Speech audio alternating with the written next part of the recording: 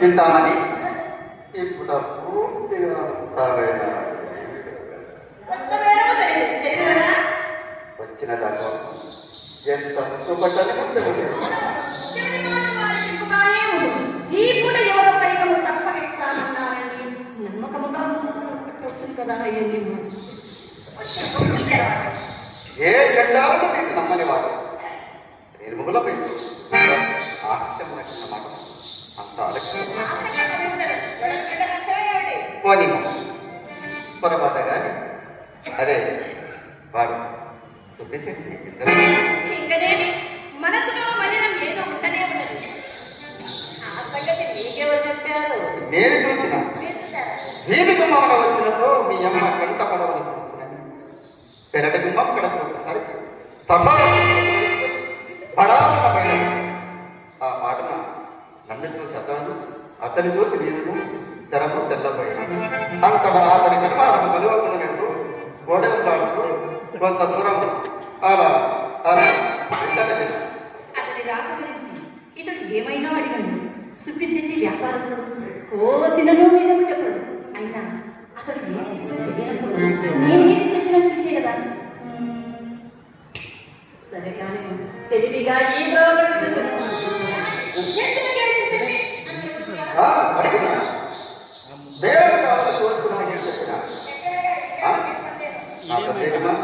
చెప్పినా గమనించుకో కదా. వేరొక వరకు వచ్చిన వాడు విచ్చలవిడి కాదు.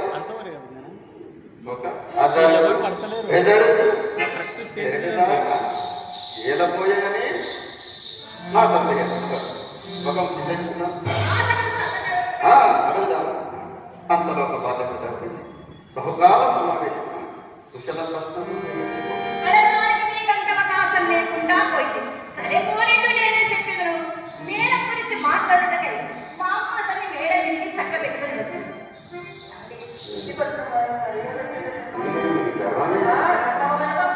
కూర్చి వేసి ముసుగు తాంబుల మీయబోగా ఆయన వచ్చిన పని వదిలిపెట్టేసి చిరాకొచ్చి మేడం నా దగ్గర వచ్చింది. మా అమ్మ నా మనసు కొనబెట్టిన విషపైన దొడ్డిదారిని ఆవలని ఆవలని ఆవలని నడిచిన యథార్థమిది. మీరు నమ్మడు నమ్మకపోవడం నీ మాట వేదంగా నేను ఎప్పుడు నమ్మలేదు. నీవు నాకు నలుసంత అబద్ధమానవనే నానమ్మ. మరి నేనెవ్వరితో చింతామణి ఈ కులములు పుట్టవలసింది కాదని చిన్నలు పెద్దలు నన్ను శ్లాఘించినప్పుడు ఎవరి మాటలయ్యారా?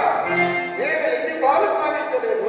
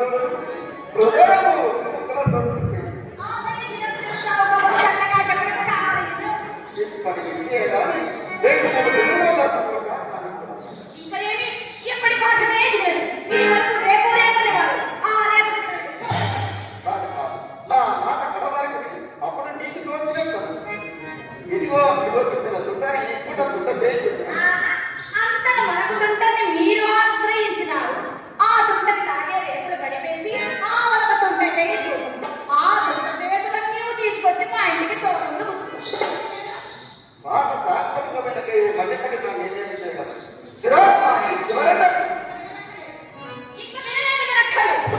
ఇప్పటికీ 20 దినముల నుండి విని విని నా ప్రాణం విసిగిపోతుంది. మధ్యాహ్నం మీరు వెళ్ళింది మొదలు మా మనను కోసలు పోతలు మా మన